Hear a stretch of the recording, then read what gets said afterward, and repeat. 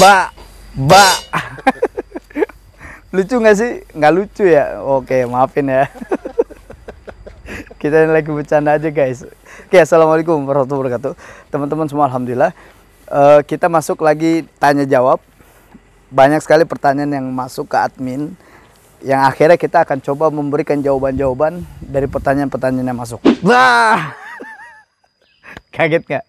Nggak kaget. Oke. Jangan lupa like and subscribe channel ini biar tahu kisah seru lanjutannya. Oke. Oke, kita lihat dulu pertanyaan yang masuk. Mana ya?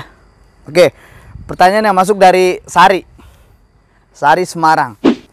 Ustadz, saya Sari di Semarang. Suami saya waktu kami pulang umroh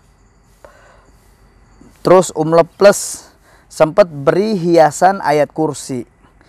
Lalu sama suami saya dipajang di depan rumah. Katanya biar setan nggak masuk.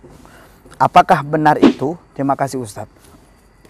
Menarik nih. Buat Sari di Semarang. Pertanyaan yang menarik. Ustadz, suami saya baru pulang umroh plus. Umrohnya plus lagi. Terus beli hiasan ayat kursi. Kaligrafi ayat kursi. Nah, kaligrafi ayat kursi kemudian ditaruh di rumah. Tujuannya buat setan biar supaya setan nggak masuk. Beli ayat kursinya, hiasan ayat kursinya nggak apa-apa. Tapi tujuan supaya setan nggak masuk itu nggak boleh. Kenapa? Sekalipun rumah kita penuh dengan Quran, di tembok-tembok kita taruhin Al-Quran, kita taruhin ayat kursi, kita taruh Yasin, semua lengkap lah. Rumah kita temboknya lengkap dengan surah-surah Quran, ayat-ayat Quran, dengan tujuan setan nggak masuk itu nggak boleh. Kenapa? Karena setan nggak akan pernah takut kecuali ayat kursi itu dibaca. Jadi memang harus dibaca ayat kursinya, bukan ditaruh. Supaya setan gak bisa masuk tuh dibaca, bukan ditaruh, bukan diletakin. Setan ketawa, gue mah gak takut sama gituan. Ya, makanya buat orang kita ini harus paham.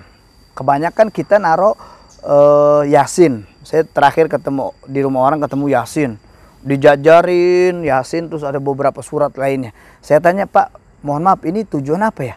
Iya Sat, di sini kan tempatnya katanya banyak tuyulnya, terus banyak tetangga yang hilang duitnya. Akhirnya kita letakkan ini. Saya bilang copot Pak, itu syirik, nggak boleh. Loh, kan naruh surat, kan naruh ayat Quran Sat, kok nggak boleh?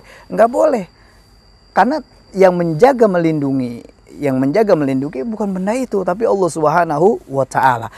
Kecuali ayat kursi itu dibaca untuk perlindungan itu bisa. Ya, saya ngasih gambaran gini. Kalau teman-teman mau tahu, nanti akan ada gambar ya. Ini ada gambar.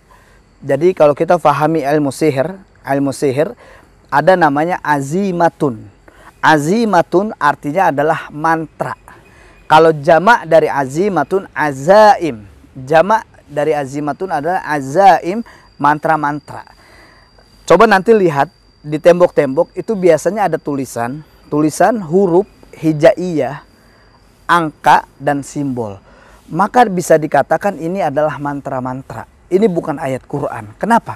Kalau kita pahami ada ilmu sihir ini ada cara penulisan sihir itu dengan ilmu sihir mufrad, sihir mudawwaj, sihir murakkab. Sihir mufrad itu benda yang digunakan untuk sihir, yakni dengan tulisan huruf atau angka atau simbol. Jadi satu aja, huruf, simbol atau angka.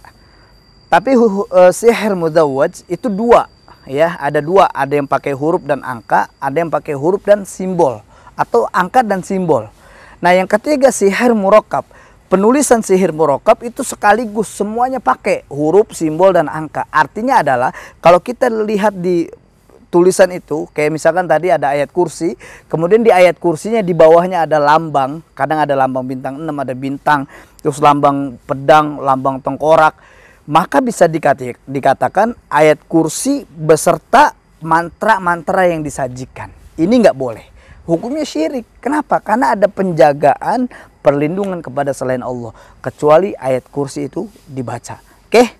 Paham ya? Insya Allah. Sebenarnya boleh, Ustaz? Hah? Ditaruh di dinding aja boleh? Kalau sebagai hiasan dinding, nggak masalah sebenarnya.